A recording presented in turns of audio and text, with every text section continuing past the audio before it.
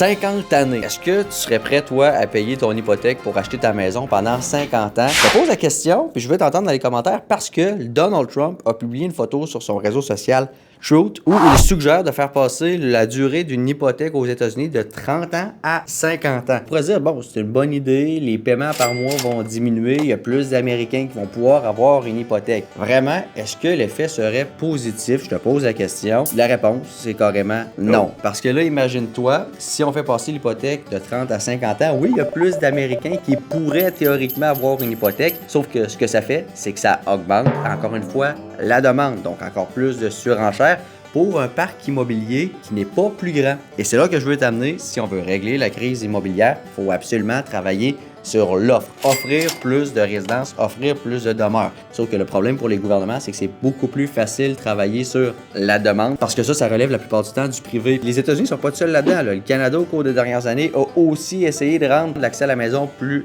abordable et possible en travaillant sur la demande. Je te dis deux choses, ça dit peut-être de quoi. À la fin de l'année 2024, pour les premiers acheteurs d'une maison au Canada, le gouvernement libéral a fait passer l'hypothèque possible de 25 ans jusqu'à 30 ans. Rappelle-toi aussi qu'il y a quelques années, le gouvernement a créé le CELIAP. Les avantages d'un REER, donc l'argent qu'on met dans ce compte-là, n'est pas imposable, et les avantages d'un CELI, les intérêts qu'on fait dans le CELIAP ne sont pas non plus imposables.